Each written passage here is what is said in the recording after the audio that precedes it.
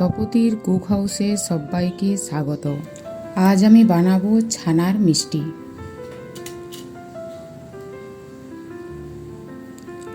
এখানে আমি বেশ কিছু পরিমাণ গরুর দুধ নিয়ে নিয়েছি। ফুটে উঠলে দিয়ে দিচ্ছি আগের থেকে ছানার জল। এখানে আপনারা কাগজি বা ছানা চেটানোর জন্য অন্য কিছু ব্যবহার করতে পারেন। ছানাটা এমন হতে হবে, খুব নরমও নয় আর শক্তও নয়, ঠিক এইরকম।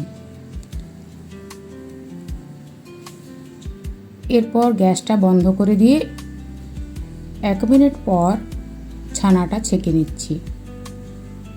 এদিকে ছানার জল যতক্ষণ ঝরছে, একটা সসপ্যান নিয়ে 1 বাটি চিনি আর 2 বাটি জল দিয়ে দিলাম। সঙ্গে দিয়ে দিচ্ছি এলাচ। রসটা ফুটে উঠতে উঠতে এদিকে ছানার জল ঝরে গেছে। ছানাটাকে খুব ভালোভাবে হাতে করে এইভাবে মসৃণ করে নিতে হবে। এরপর দিয়ে দিচ্ছি 1/2 চামচ সুজি, 1 চামচ আটা, 1 চামচ ঘি,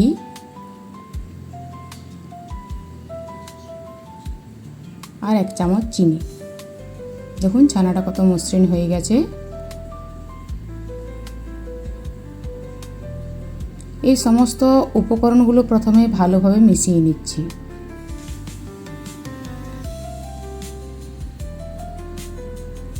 তারপর ছানার সাথে খুব ভালোভাবে মেখে নিচ্ছি।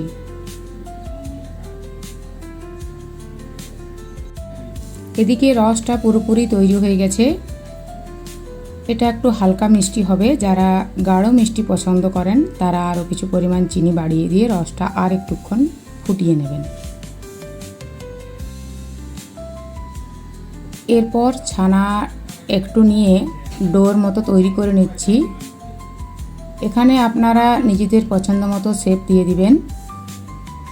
দেখুন এরকম দিতে পারেন।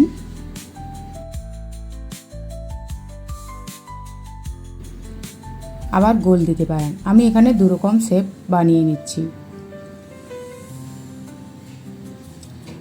কড়াইয়ে তেল মাঝারি গরম অবস্থায় ছানার বলগুলো দিয়ে দিচ্ছি। গ্যাসটা হাই ফ্লেমে ভাজলে ছানার উপরটা কালার ধরে যাবে, কিন্তু ভেতরটা সুন্দরভাবে ভাজা হবে না। লো টু মিডিয়াম ফ্লেমে ভাজতে হবে।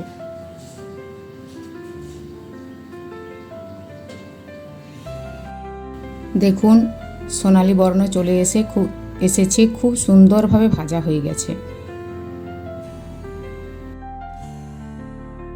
এইভাবে সবগুলো ভেজে নিচ্ছি।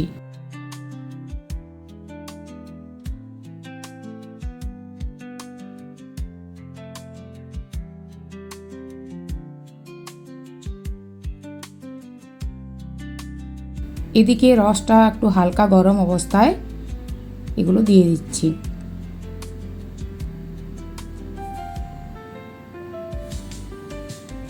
এগুলো ভাজা হয়ে গেছে, এগুলো দিয়ে দিচ্ছি। এরপর এটা মোটামুটি 1 ঘন্টা, চাইলে বেশিক্ষণও রাখতে পারেন, 1 ঘন্টা অবশ্যই রাখতে হবে।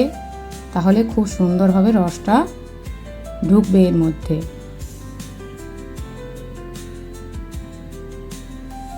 দেখুন দেখতে কতটা লোভনীয় হয়েছে।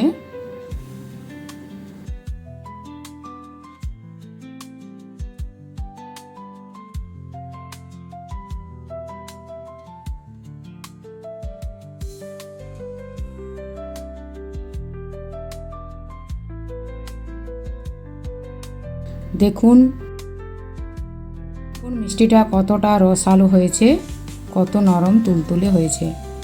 ভিডিওটি ভালো লাগলে লাইক করবেন, আর যারা নতুন বন্ধু তাদের সাবস্ক্রাইব করার অনুরোধ রইল।